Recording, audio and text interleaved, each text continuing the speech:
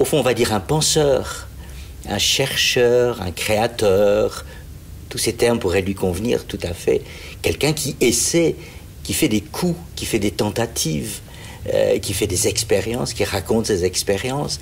Et en même temps, voilà, il invente, c'est vrai, quelque chose de tout à fait nouveau, c'est-à-dire une œuvre qui se fait au fur et à mesure que lui-même se découvre dans son œuvre. Mais au départ, il fait un coup, il tente un coup.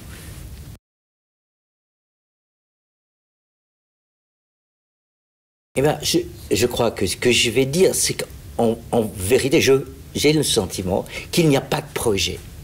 Il n'y a pas un projet. Il y a quelque chose qui se fait presque en bricolant. Vous voyez donc, il n'a pas une pensée systématique. Ça, c'est clair. Il peut dire une chose et son contraire.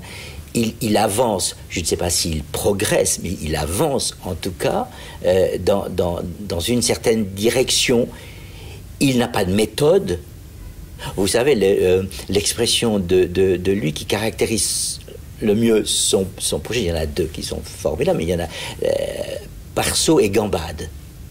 Voilà, c'est tout le contraire d'une démarche, on va dire, cartésienne, n'est-ce pas, qui suit une voie droite, qui conseille d'aller tout droit.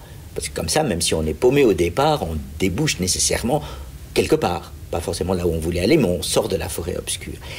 C'est pas du tout ça l'intention de Montaigne. Son intention, j'ai le sentiment que c'est de prendre du plaisir dans l'acte même d'écrire.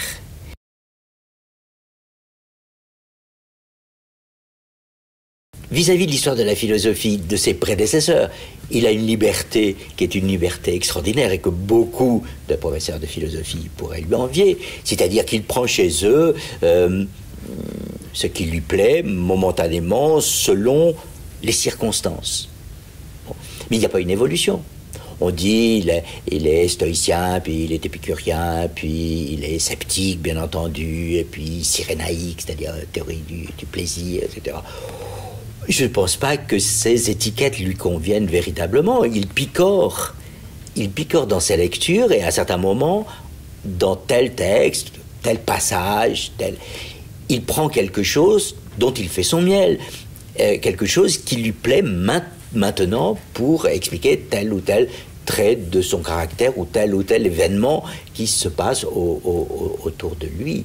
Mais moi, j'ai vraiment pas le sentiment d'un projet, mais vraiment, comment dirais-je, d'une immersion dans l'écriture, dans le fait d'écrire.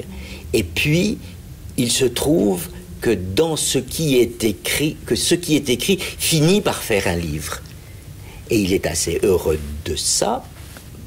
Et c'est vrai que les essais ont une notoriété assez rapide, enfin, pas comparable évidemment avec ce qui peut se passer à l'heure actuelle, mais enfin, voilà, qu'il va pouvoir reprendre pour préparer une autre édition, voilà, et pour l'allonger, les allongeailles, cette relecture. Moi, je trouve ça très intéressant, de revenir perpétuellement sur la chose écrite pour la transformer, pour lui ajouter une remarque, une expérience est venue qui relativise un jugement émis 2 ans ou 3 ans auparavant. Donc il met ça en marge, il se corrige, il se redresse.